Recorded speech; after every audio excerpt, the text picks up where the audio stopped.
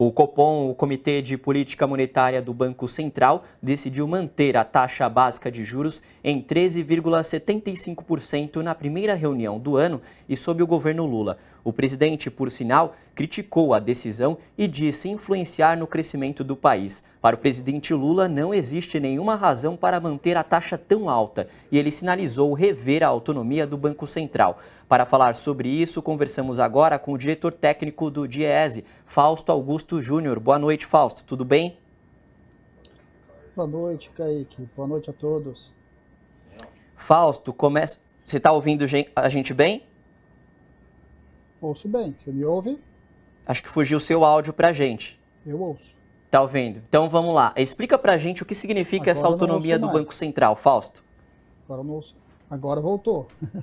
Explica para... Eu te perguntei sobre a autonomia do Banco Central. O que significa? Bem, o que significa a autonomia é que o governo, o banco, a diretoria do Banco Central tem mandato. Ou seja, o atual presidente do Banco Central, ele foi indicado pelo governo Bolsonaro e fica na frente do Banco Central até 2024. Ou seja, apesar de ter tido mudanças de governo, de projeto de desenvolvimento, o Banco Central mantém a sua política vinculada à discussão anterior, ou seja, ao governo anterior. Em resumo, é isso que nós estamos falando de autonomia do Banco Central. Toda a discussão que se fala é que isso profissionalizaria o banco, ou seja, o banco estaria separado dos interesses econômicos e etc. Mas claramente o que a gente vai vendo é que, na verdade, a autonomia do Banco Central significa muito mais uma vinculação e a manutenção da política econômica definida por então o ministro Paulo Guedes. É só para a gente olhar um pouquinho como é que a própria alta, ou melhor, não baixa da taxa de juros vai impactando o nosso próprio crescimento. Fausto, você concorda com a avaliação que o presidente Lula fez no sentido de não concordar em manter essa taxa no patamar tão alto? Então, Kaique, é importante a gente entender por que a taxa de juros fica alta. A taxa de juros, pela própria teoria do banco, ela fica alta porque ela precisa inibir o crescimento e, ao inibir o crescimento, conter a inflação. Dois problemas aí nesse raciocínio. O primeiro problema é que esta taxa de juros está muito alta, muito acima dos patamares, inclusive internacionais. Por um motivo muito simples, né? Quando essa taxa foi crescendo, a gente estava com uma inflação beirando a casa dos 10%. A própria previsão do Banco Central para esse ano é uma taxa de inflação em torno de 5%, um pouco mais de 5%, ou seja, bem aquém daquele período. Nós já estamos trabalhando com uma taxa de inflação na casa dos 5%, o que coloca uma taxa de juros reais muito, muito alta para a economia crescer. Segundo que a previsão do próprio Focus, né, ou seja, o conjunto ali da pesquisa do Banco Central junto às entidades financeiras, mostra que a previsão de crescimento do Brasil para esse ano é muito baixa, ou seja, abaixo de 1%. Ou seja, não é o crescimento econômico que está causando inflação.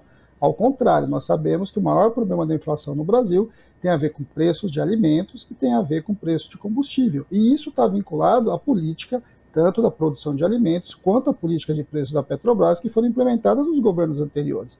Então, o debate da questão da taxa de juros precisa avançar para uma outra discussão que envolva geração de emprego e que envolva crescimento econômico. Isso também é de responsabilidade do Banco Central, pela própria lei que criou a autonomia do Banco Central. O Banco Central tem que cuidar da inflação, mas ele precisa garantir crescimento econômico e geração de emprego.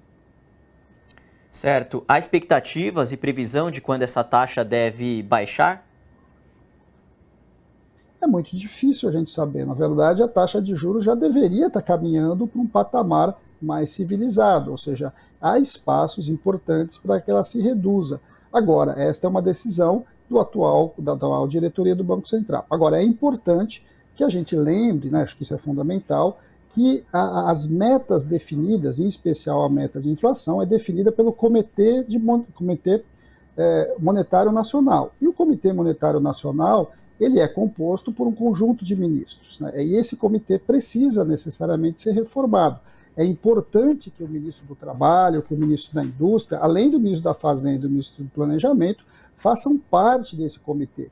Porque eu insisto, a própria lei que criou a autonomia do Banco Central define que a tarefa do Banco Central é a defesa da moeda e o controle inflacionário, mas também a garantia do crescimento econômico e do pleno emprego. Então, esses indicadores precisam fazer parte do grau de monitoramento do Banco Central, para que aí sim o Banco Central possa regular a taxa de acordo com os grandes objetivos do desenvolvimento brasileiro.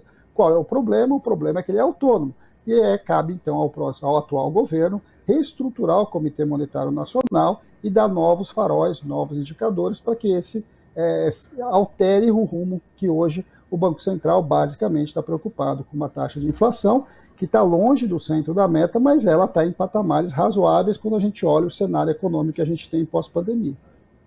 Conversamos então com o Fausto Augusto Júnior, diretor técnico do DIEESE. Obrigado, Fausto. Bom fim de semana. Até semana que vem. Bom fim de semana a todos. Um grande abraço.